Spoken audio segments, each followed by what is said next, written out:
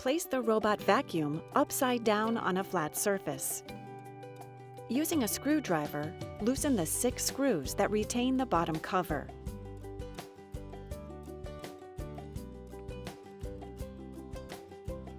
Remove the bottom cover.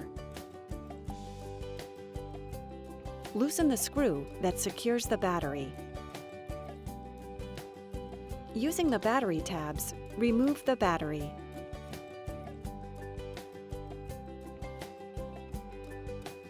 Align the new battery with the battery well and carefully place it into the robot.